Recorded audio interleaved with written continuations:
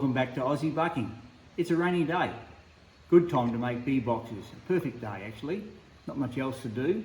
Can't be in the bee yard, can't be cutting any timber today. So we're going to make some 8-frame boxes up today from scratch. Show you how I do them and show them how easy it is if you've got the right equipment and a bit of knowledge to make them easy and efficient. I'm making I think about 10 ties now today, something like that. Yeah. Yep, and I can do it pretty easy in one day and not work too hard. So the biggest thing is use a roller to paint all your equipment with. Every bit of it, every edge has to be painted. I paint inside my boxes and I also paint every little end, and then I lay them out like this here. So first of all, I flip them, I'll show you how to do that a bit later. And just lay it out and be as efficient as you can be. It's going to be a bit slow drying today, so that's what's probably going to slow me down the most. But I'll show you the different stages of what I do to make it a hell of a lot easier. Guys will be 1,000 times better than me for sure, but this is how I do it. And it ends up being a very quick and efficient way of doing painting for a start, and then we'll go into the building part. Just do your ends first and run backward and forward like this here. Ends again, same deal. I'll go right to the end of this one. Going into paint and keep loading your roller up. I mean, really put a lot on there. More than you think you need is the secret.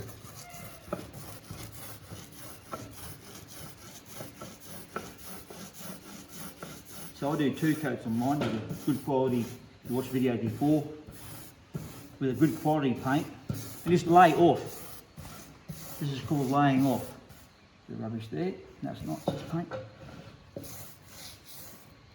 Ends, and get everything, don't let any misses come through, that's where your moisture comes through, or your moisture that comes through, and they're all done. So that's one side, I've already done the other side, and I'll show you how I do it, how I do it with the stacking. So now I've got to put it to drying and we'll get the next stage.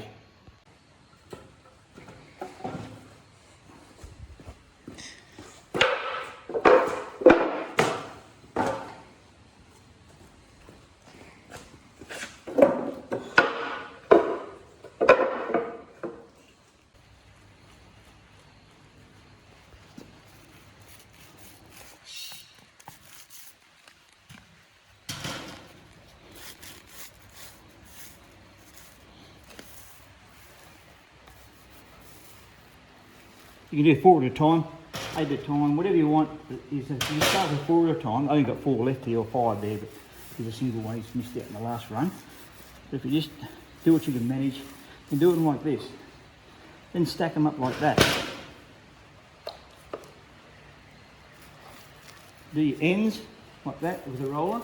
It's always easy to get your ends and then just go backwards and forwards like this. Done. Flipping over. Ends again. Back and forwards. Yeah. Flip them over and join them together. Ends. Backward and forwards. That's with one roller full. Load your roller up.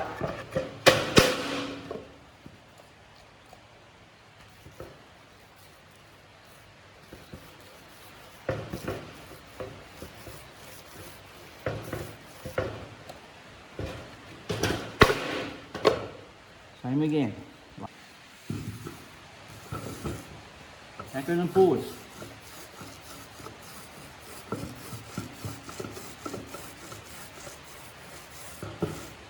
Lay off. Just to get any big edges or any that's a bit daggy. Make sure you get those little bits there that don't get any paint on. So the moisture comes in and they go away quicker. Now have them all facing the same way. Doesn't matter how high you stack them. All works the same, because when you get them, they're all different angles. These are all A grade, they call A grade timber. And yeah, with this rain, all the moisture we've been getting lately, it's not real good for them to get moisture in. But do all your ends,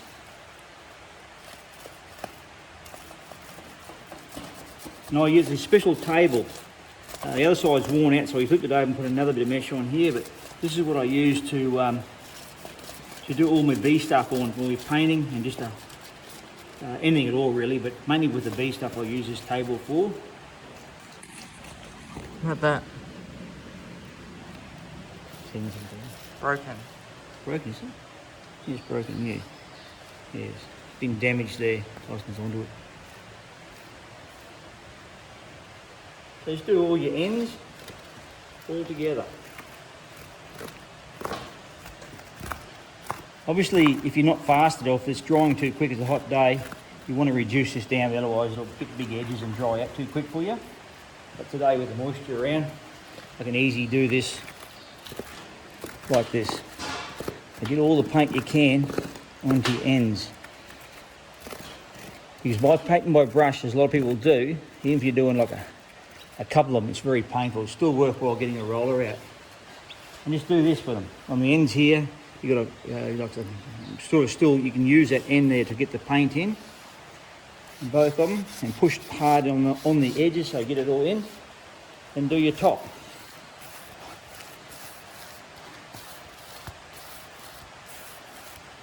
Then come down here and flip him.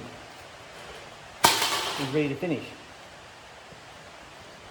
I'm going to have to say that the quality of the boxes I'm getting in lately anyway, I don't know about beekeepers, but the quality's fading out a little bit.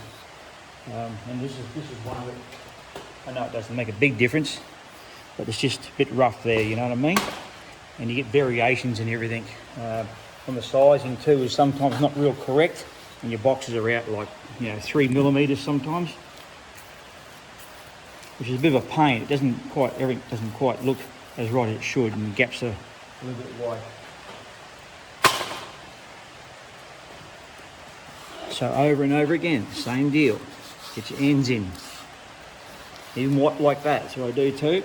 And go back to the other end, flip it over, and do this end. Some people spray their boxes, and I don't believe in spraying because it doesn't get enough into all the corners. Turn them all around the same way, so it just makes it easy for yourself to get the next one. Don't have them all wish-washy. And it's just over and over again. Wipe that edge. Wipe that edge. I actually forgot to do these ones. So just do this. Up and back. Up and down. It's a notorious old job painting, but it's something that you've got to do. If you don't wax dip them, a lot of people will wax dip them too in different products. There's a straight wax and there's another sort of formulation they've got, but it's expensive to do. Looks good, looks pretty, but it's too bloody expensive for me.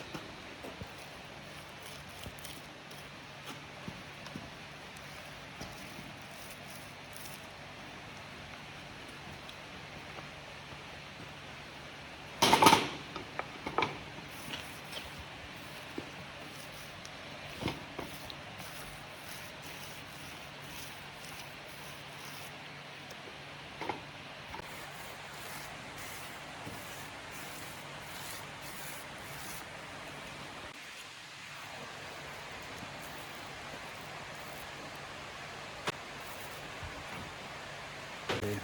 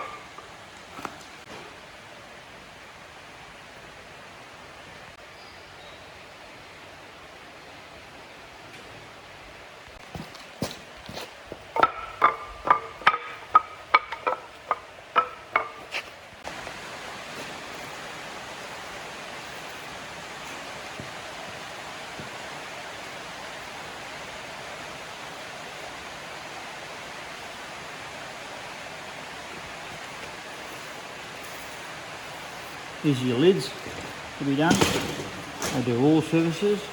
I know it's masonite. Masonite's a very good material, but I still like to paint everything. Make sure it's sealed up. This is the inside of the lid.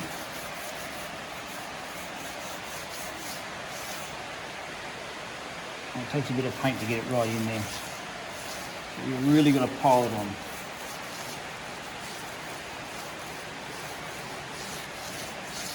It only gets one coat, this one, that's all I do for inside. This is the underside of the lid. Just line them all up together like that. And the edges first. The same procedure with everything. Then just back and forward, back and forward. Get it all done, get it all wiped out.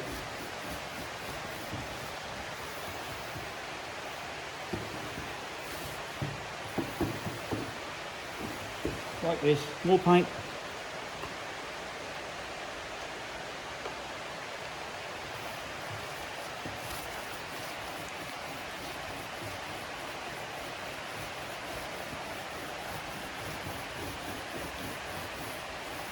Just lay it all off at the end. Make it nice and smooth, make it nice and even and everything. You're not painting a house, you're painting a beehive, so the bees really don't care what it looks like at the end product. But I like to have a good looking hive, well built, well painted. Easy. Yeah, so because this is the lids now we're going to do now, and because it's never been painted, Zincalume needs to have an edge primer on it to give the paint something to stick to. If you don't paint the edge primer, you'll find that the acrylic paint or enamel paint will want to come straight off. It just doesn't got nothing to stick to. So you need the edge primer to help you out. So I'll just give it one coat. It's a little bit expensive to buy this stuff, but it's well worth doing. Okay. So this is the process, what I do. It's the same old thing, backwards and forwards. It's a funny product to put on. It's weird actually, but I'll just run out of table here. So I'll just do this one singular and lay them off. And what I do is go through and do them all, then I'll just do the edges singly.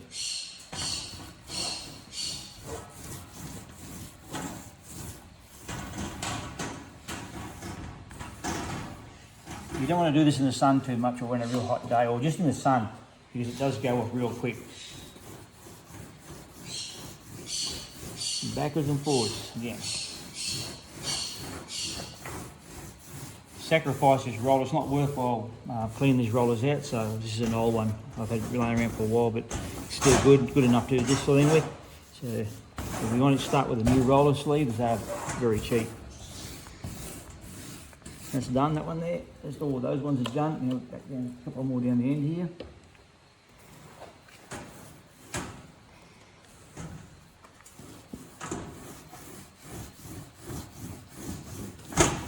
This really helps stick really good. It does. It doesn't never come off.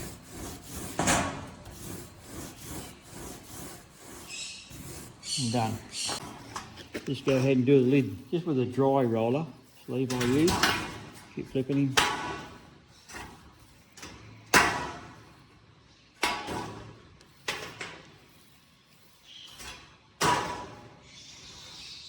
and done. That's all you need to do for that part of it with the lid. So all the painting's finished now, so it's assembly time. So I've got a little jig here, a table here that I specially designed, or not designed, but it just happened through convenience that made it a lot easier to do my assembly of my boxes.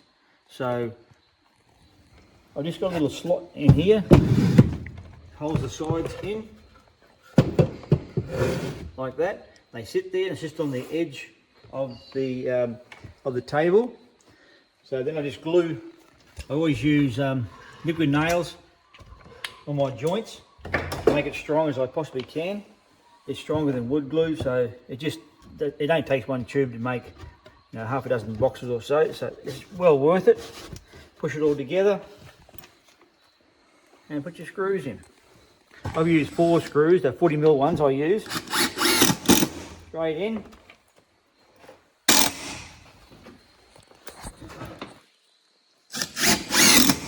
Evenly apart as you can. Make sure that they kind of set the heads just a little bit. And that's, yeah, that one's stripped there because the timber, I'm saying it's not the best quality. It's supposed to be A grade. It's a bit soft, and you know when it's soft is it strips. There you go. Got to put the screw in, and that definitely one. I'll take him back out and redo him. And that's the top one. That there's soft, that area there, that bit of timber, which is very unfortunate. So I'll just take it quieter and I drill in. No, it's still stripping. That's the quality part, see? That's what's making me, yeah, peed off that it's going this way in the world, I'm going to say. Quality's dropping down.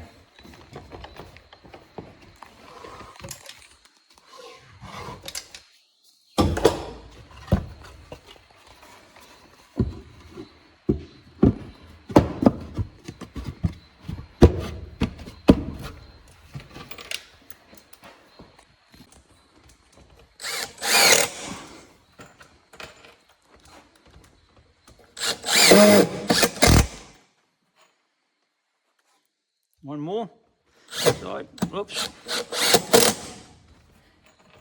Takes a bit of practice to get good at this without being pre-drilled or anything and countersunk. But I'm going to say that the timber is getting worse and worse. Very disappointing. And we're paying more money for these boxes too, not getting cheaper, and the quality's getting less and less. That's another one. Done. Just wipe your sides down. Just wipe these down like that. Don't get too worried about too much at all. Or you can seals them up a bit better too. Before you go next coat of paint. And done. So this is the next stage too, to make the lids ready now. So there's little screens have got to go in to the inside of the lid. I just nail mine in. I'm probably a bit fussy. I've used 4 screws. Probably I need 2 of them really. These long nails, but I use 4 so the girls can't escape, eh? Don't take too much longer to put 4 screws in. Done. So we got the ends now on the tops. I just put a bit of liquid nails on the ends. So this part here of my jig is for the long parts of the lid. That goes in like that and holds it secure. I'll just pop some nails in here, like so. Flipping over. Keeps it all nice and square. And pop them again. Because it's got liquid nails and that's all it needs, with a few nails in it to hold it until it gets dry. Now the timber in a lid, I have the rough side up. The paint's just a bit wet, it's still raining and it just won't dry properly, but it won't care, it'll soon dry down by itself. And pop some nails into the lid now.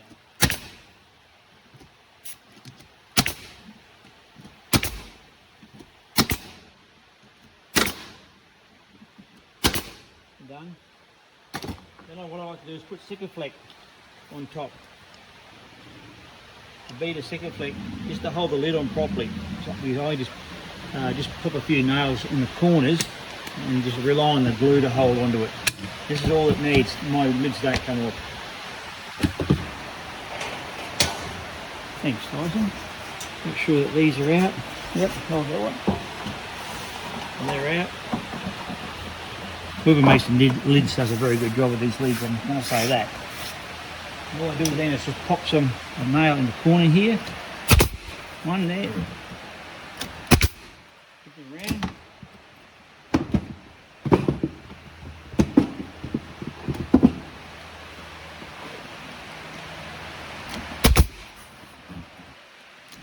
Like that, and done. Now we come to the bottom boards on the box, so this is what I do for here.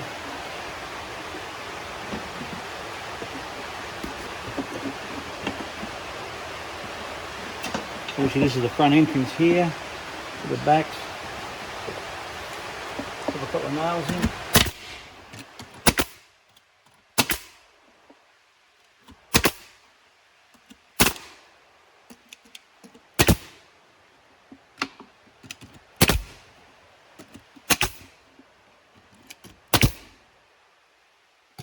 Get your bottom. Have the smooth side in, the rough side out. Put some nails into it.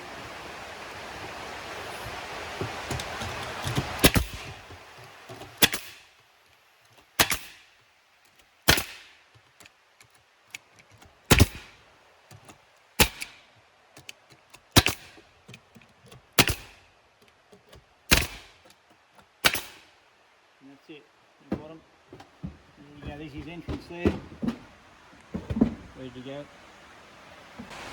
So with the bottom cleats, I always use, I want to make sure they hold on nice and tight.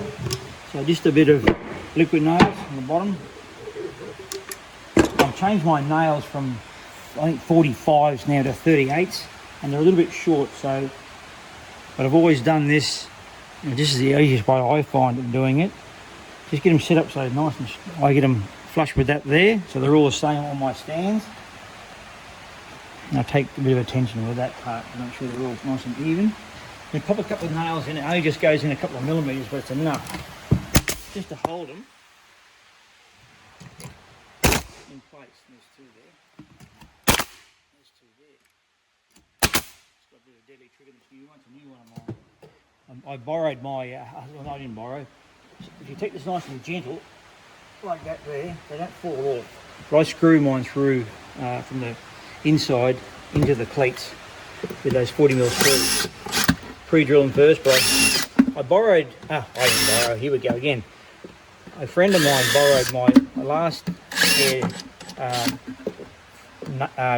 nailing gun, and it come back and it never worked again, so I was forced to buy another one. I used to use my Paslow, my gas one, but it's not as good, it's not as fast as a air one, so I was forced to buy another one. Happens when you borrow or lend out to people, this is what happens. Not mentioning names,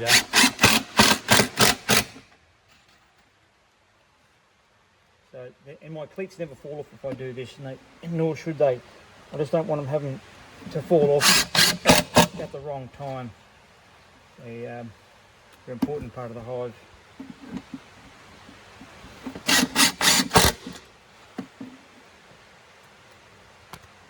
And it's still raining. And done.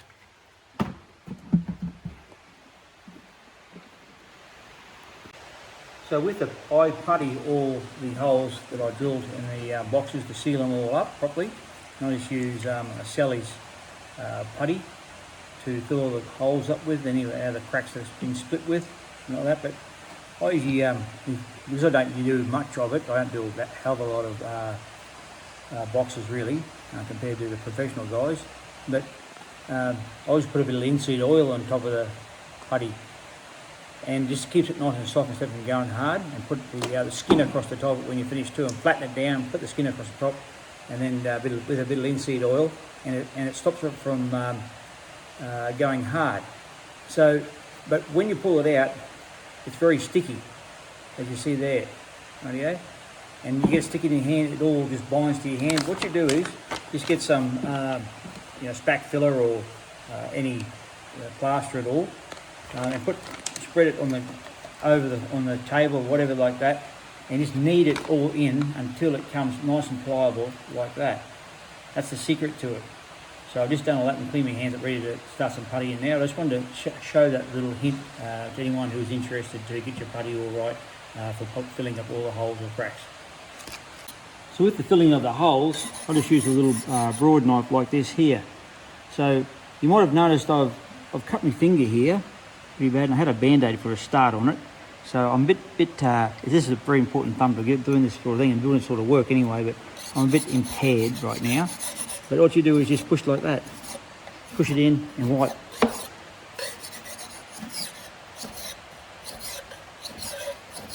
Oh yeah, and then what you do after that is just give it a sand. Just make sure any little furry bits off. Push, fill as much as you can in. What it is just pushing with that thumb. With the actual thumb, a little dag there.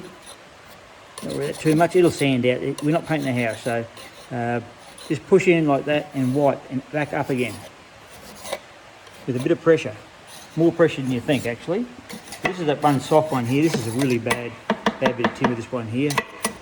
And I can't do much with it, but when it's finished it'll look like brand new. But I've done what I can to put it in, and I pre-drilled the screws. I did everything I possibly could, but this is pretty average, very average bit of timber. It won't last long, this box, I can guarantee it. And sand it when you finish. That one there is done. Tyson did this one actually, I think by hand without no, I'll just go back over it again.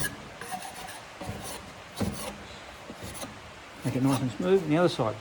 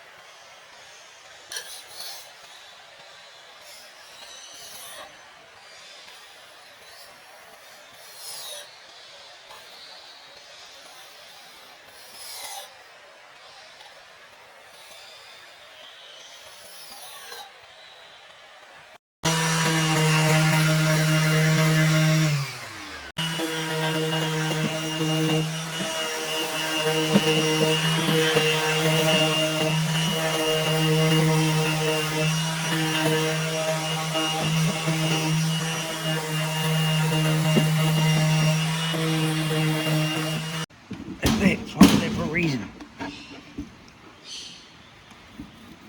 So with my boxes, I always like to do another coat on the outside completely. Underneath is very important too, moisture gets up inside there, so just seal it as much as you can. A nice thick coat to finish off with.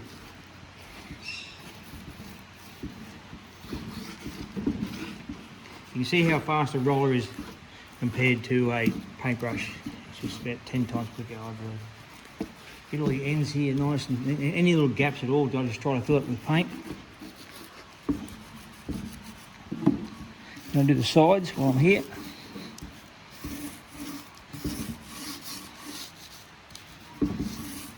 I'm filling up every bit of crack or any I can. More paint.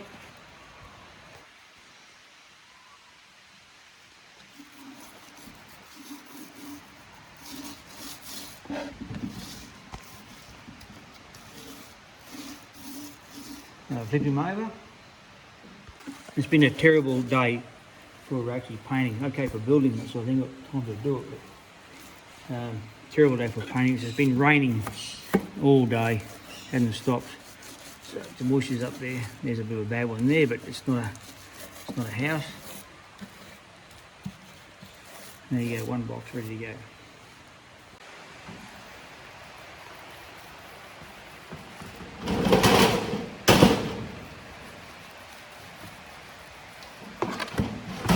With the lids I do 2 coats on the top lid just to get the coverage right on the tin. That it's grey, see that etch primer, so it needs more than 1 coat to get the coverage right.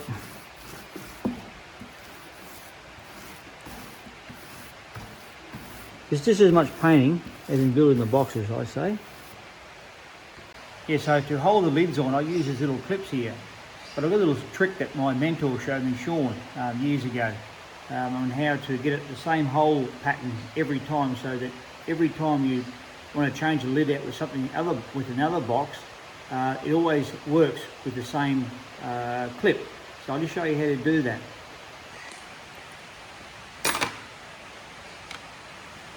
I've got this made up here, so it just fits over the top like that, and it's got a magic spot here, a good spot, some people call it. What you do is, when you start it off like this here, mark it.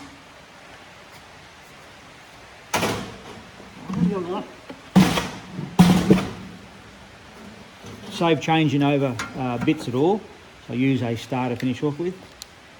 It's just easy to use this bit with a hex head on it to get in the right spot. That is the right spot. Thanks, Tyson.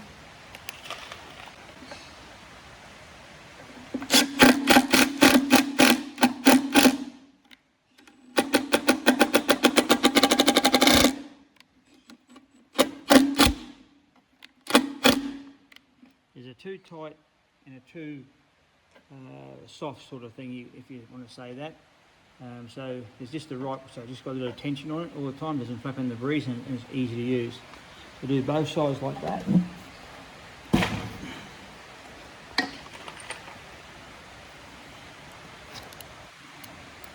Okay.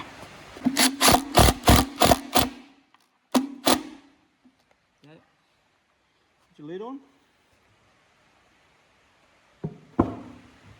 It's been a horrible drying day today, so I can actually build them faster than the paint can dry. Get to a spot like that where you think that might be thereabouts. Get your lid on top straight. Get up there over a bit more to the right. Let me do a good job of this one. And put it right in the apex of that thing. Like that. Now what you do with the next screw is just put it underneath it. Like that. I always try to go close to the handle here. Not too close, but just like that. And every one of your lids with the same tension, same everything. To the other side. Hang on.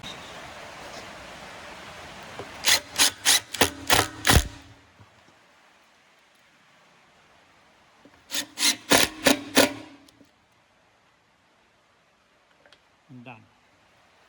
Another thing I do is always date inside the box on what date, day and month and year you built them. That way you've got a record of how long they actually last, your boxes. Some I've got for 10 years and some they only last like 4 years since the quality of the material is pretty junk. Or you get a bad season and the tide might be sitting in the wrong way, and a little bit of water, too much water runs back, and you have this sort of issues with that. So it causes moisture. Moisture's a killer. So if you can stop the moisture going in, it'll help you a hell of a lot more.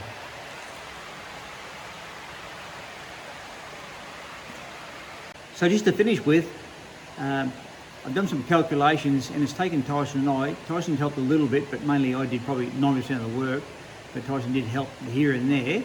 But it's taken 6 hours to build 7 boxes, which, you know, is okay, but you know, we can spread them all out and make it easier for you. If you've got more, you can just keep going harder and harder, and you get better and better at the day. But I've taken a pretty easy day. It's been raining. But if any little thing here or one little thing has helped someone to make it easier to build boxes, well, it's been worth it for me today and Tyson to do this little video for you. So hope you enjoyed the video, hope it helps you out, and I'll see you in the next round.